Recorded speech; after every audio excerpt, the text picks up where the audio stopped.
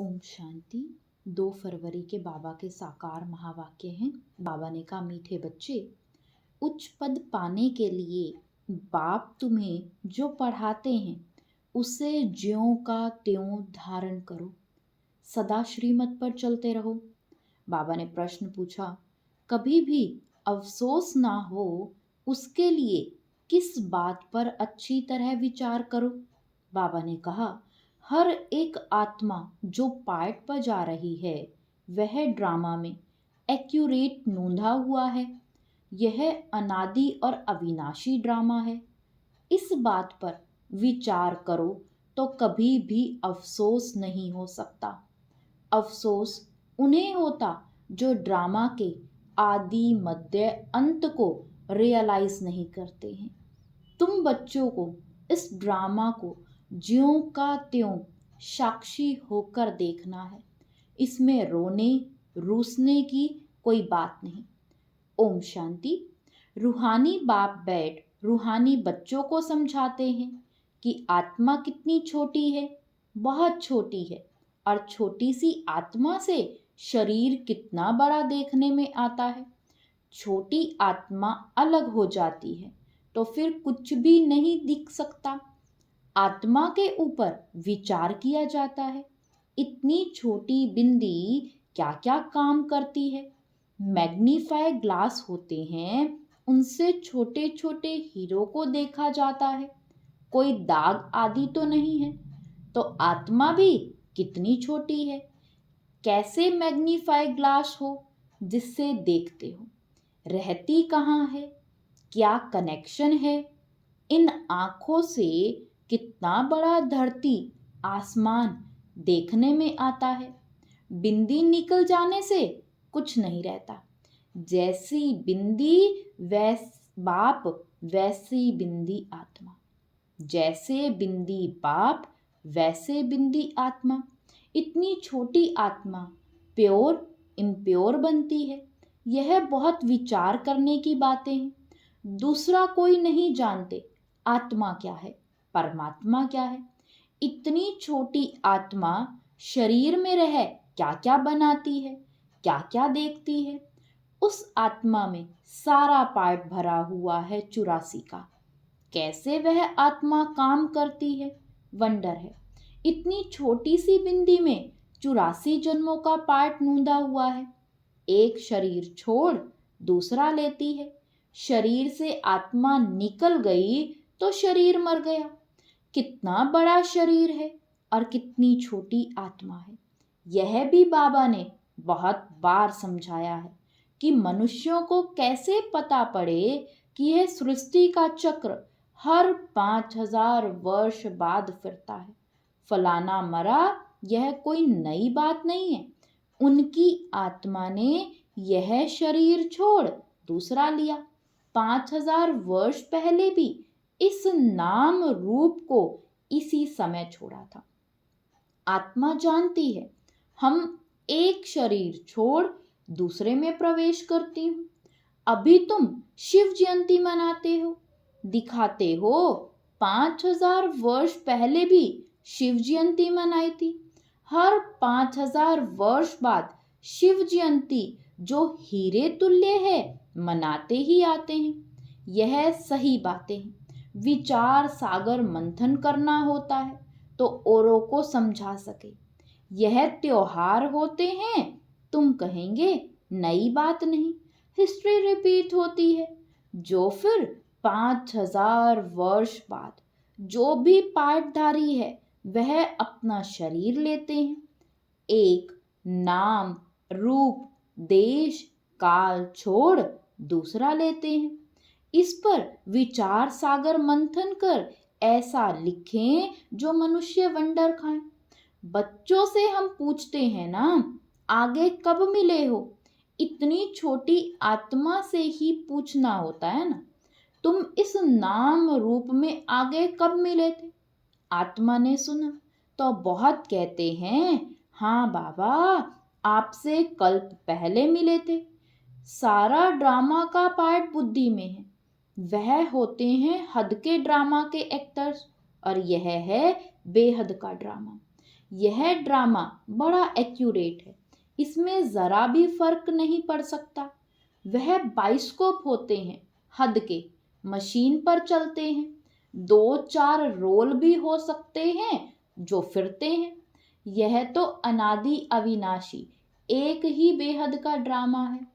इसमें कितनी छोटी आत्मा एक पार्ट बजाए फिर दूसरा बजाती है। 84 जन्मों का कितना बड़ा फिल्म रोल होगा। यह कुदरत है, कोई भी बुद्धि में बैठेगा। है तो रिकॉर्ड मिसल बड़ा वंडरफुल है। 84 लाख तो हो ना सके, 84 का ही चक्र है। इनकी पहचान कैसे दी जाए? अखबार वालों को भी समझाओ तो डालेंगे, मैगजीन में भी घड़ी घड़ी डाल सकते हैं। हम इस संगम के समय की ही बातें करते हैं। सतयुग में तो यह बातें होंगी नहीं, ना कलयुग में होंगे। जानवर आदि जो कुछ हैं सबके लिए कहेंगे, फिर 5000 वर्ष के बाद देखेंगे। फर्क नहीं पड़ सकता, ड्रामा में सारी नूंद है। सतयुग में जानवर भी बहुत खूबसूरत होंगे। यह सारी वर्ल्ड की हिस्ट्री ज्योग्राफी रिपीट होगी। जैसे ड्रामा की शूटिंग होती है, मकड़ी उड़ी वह भी निकल गई तो फिर रिपीट होगी। अब हम इन छोटी छोटी बातों का ख्याल तो नहीं करेंगे। पहले तो बाप खुद कहते हैं, हम कल्प कल्प संगम युगे इस भाग्यशाली रथ पर आता हूँ। आत्मा ने कहा, कैसे इसमें आते हैं? इतनी छोटी बिंदी है, उनमें फिर ज्ञान का सागर कहते हैं। यह बातें तुम बच्चों में भी जो समझू हैं वह समझ सकते हैं। हर 5000 वर्ष के बाद मैं आता हूँ। कितनी यह वैल्यूएबल पढ़ाई है। बाप के पास ही एक्यूरेट नॉलेज है जो बच्चों को देते हैं। तुम्हारे से कोई पूछे, तुम झट कहेंगे सतयुग की आयु 1250 वर्ष की है। एक एक जन्म की आयु 150 वर्ष होती है। कितना पार्ट बचता है, बुद्धि में सारा चक्र फिरता है। हम 84 जन्म लेते हैं। सृष्टि चक्र कैसे फिरता रहता है? यह अनादि अविनाशी बना बनाया ड्रामा है। इसमें नई एडिशन हो नहीं सकती। गायन भी है ना, चिंता ताकी कीजिए जो अनहोनी हो। जो कुछ होता है ड्रामा में नूंद है, साक्षी होकर देखना पड़ता है। उस नाटक में कोई ऐसा पार्ट होता है तो जो कमजोर दिल वाले होते हैं तो रोने लग पड़ते हैं। है तो नाटक ना, यह रियल है। इसमें हर आत्मा अपना पार्ट बजाती है। ड्रामा कभी बंद नहीं होता। इसमें रोने रूसने की तो कोई बात ही नहीं। कोई भी नई बात थोड़े ही है। अफसोस उनको होता है जो ड्रामा के आदि मध्य अंत को रियलाइज नहीं करते। यह भी तुम जानते हो, इस समय जो हम इस ज्ञान से पद पाते हैं, चक्र लगाकर फिर वही बनेंगे। यह बड़ी आश्चर्यवत विचार सागर मंथन करने की बातें हैं। कोई भी मनुष्य इन बातों को नहीं जानते। ऋषि मुनि भी कहते थे, हम रचता और रचना को नहीं जानते। उनको क्या पता कि रचता इतनी छोटी बिंदी है, वही नई सृष्टि का रचता है। तुम बच्चों को पढ़ाते हैं, ज्ञान का सागर है। यह बातें तुम बच्चे ही समझते हो। तुम थोड़े ही कहेंगे हम नहीं जानते हैं। तुमको बाप इस समय सब समझाते हैं। तुमको कोई भी बात में अफसोस करने की जरूरत नहीं। सदैव हर्षित रहना है। उस ड्रामा की फिल्म चलते चलते घिस जाएगी, पुरानी हो जाएगी, फिर बदली करेंगे, पुरानी को खल्लास कर देते हैं। यह तो बेहद का अविनाशी ड्रामा है। ऐसी ऐसी बातों पर विचार कर पक्का कर लेना चाहिए, यह ड्रामा है। हम बाप की श्रीमत पर चल पतित से पावन बन रहे हैं, और कोई बात हो नहीं सकती जिससे हम पतित से पावन बन जाएं अथवा तमो प्रधान से सतो प्रधान बने। पाठ बजाते बजाते हम तमो प्रधान से सतो प्रधान, सतो प्रधान से तमो प्रधान, तमो प्रधान से फिर सतो प्रधान बनना है। ना आत्मा विनाश को पा सकती, ना पाठ विनाश को पा सकता। ऐसी ऐसी बातों पर कोई का विचार नहीं चलता। मनुष्य तो सुनकर वंडर खाएंगे, वह तो सिर्फ भक्ति मार्ग के शास्त्र ही पढ़ते हैं। रामायण, भागवत, गीता आदि वही है। इसमें तो विचार सागर मंथन करना होता है। बेहद का बाप जो समझाते हैं उसको ज्यों का त्यों हम धारण कर लें तो अच्छा ही पद पालें। सब एक जैसी धारणा नहीं कर सकते। कोई तो बहुत महीनता से समझाते हैं। आजकल जेल में भी भाषण करने जाते हैं, वैश्याओं के पास भी जाते हैं, गूंगे बहरों के पास भी बच्चे जाते होंगे, क्योंकि उन्हों का भी हक है, इशारे से समझ सकते हैं। आत्मा समझने वाली तो अंदर है ना। चित्र सामने रख दो, पढ़ तो सकेंगे ना। बुद्धि तो आत्मा में है। भल अंधे लंगड़े हैं, परंतु कोई ना कोई प्रकार से तो समझ सकते हैं। अंधों के कान तो हैं। तुम्हारा सीढ़ी का चित्र बहुत अच्छा है। यह नॉलेज कोई को भी समझाकर स्वर्ग में जाने लायक बना सकते हो। आत्मा बाप से वर्षा ले सकती है, स्वर्ग में जा सकती है। करके ऑर्गन्स डिफेक्टेड हैं, वहां तो लूले लंगड़े होते नहीं। वहां आत्मा और शरीर दोनों कंचन मिल जाते हैं। प्रकृति भी कंचन है। नई चीज जरूर सतो प्रधान होती है।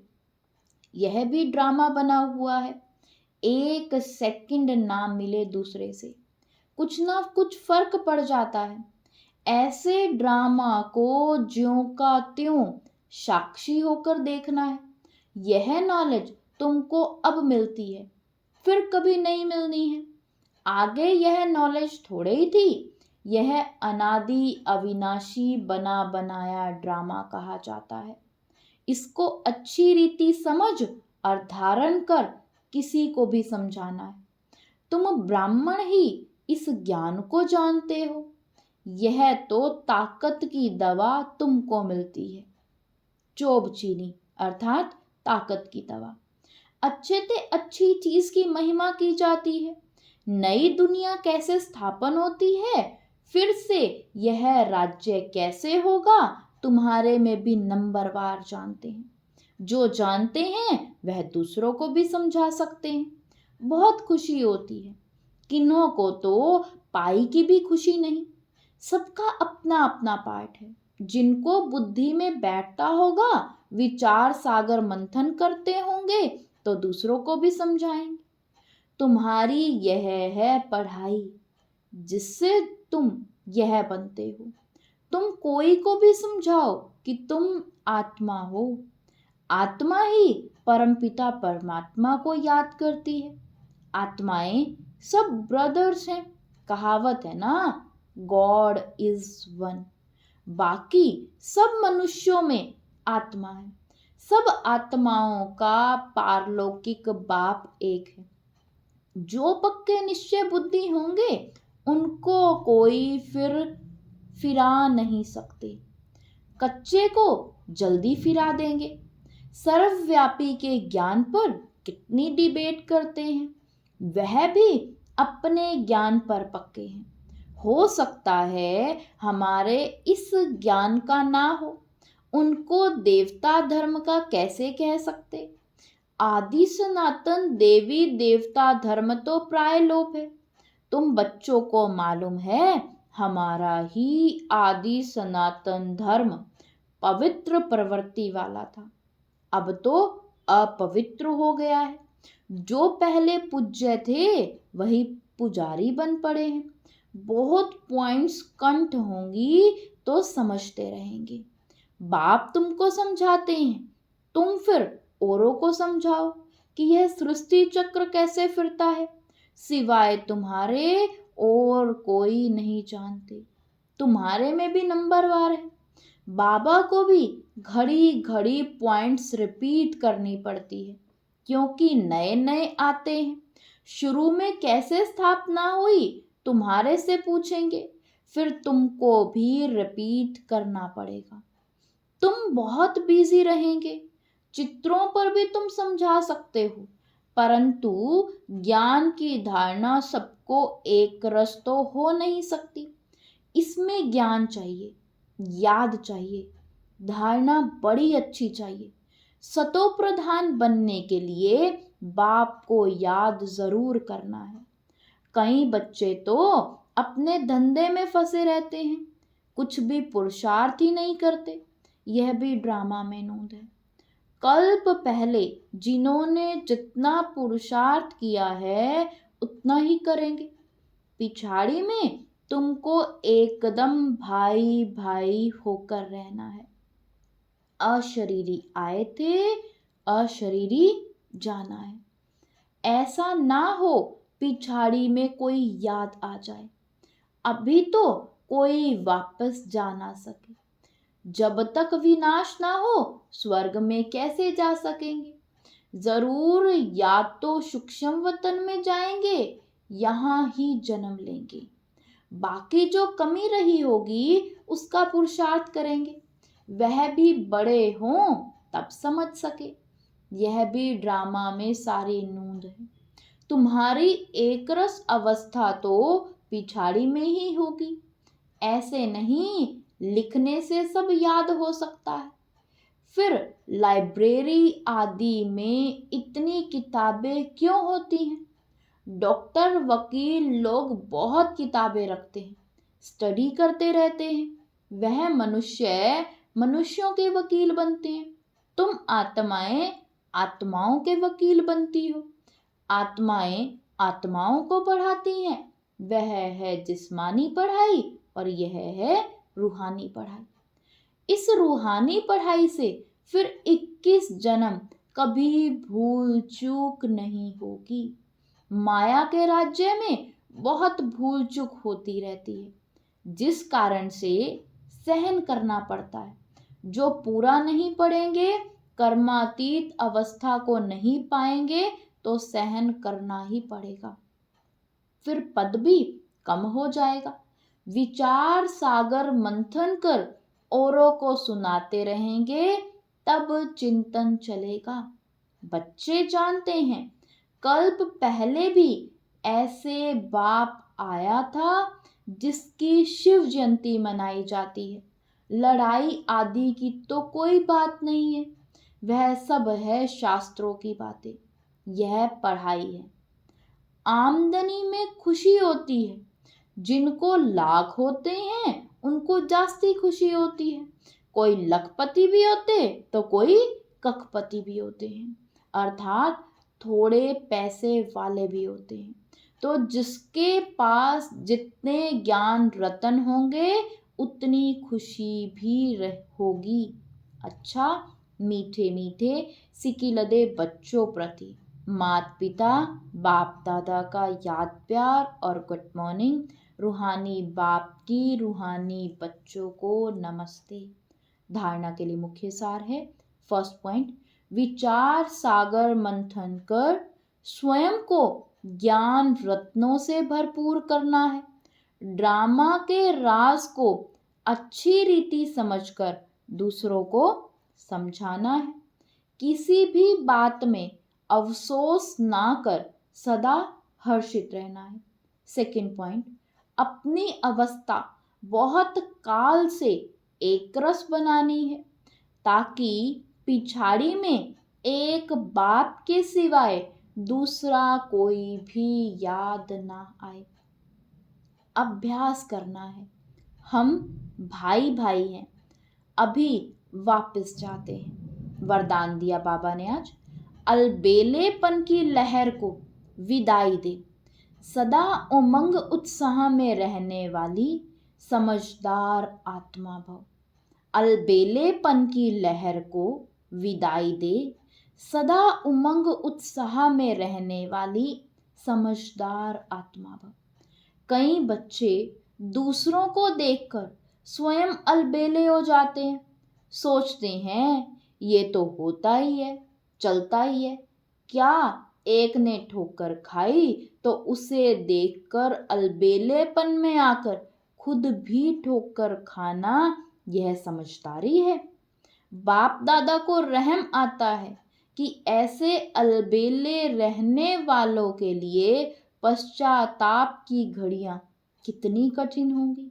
इसलिए समझदारपन अलबेलेपन की लहर को, दूसरों को देखने की लहर को मन से विदाई दो। औरों को नहीं देखो, बाप को देखो। स्लोगन है, वारिस क्वालिटी तैयार करो, तब प्रत्यक्षता का नगाड़ा बजेगा। वारिस क्वालिटी तैयार करो, तब प्रत्यक्षता का नगाड़ा बजेगा। ओम शांति।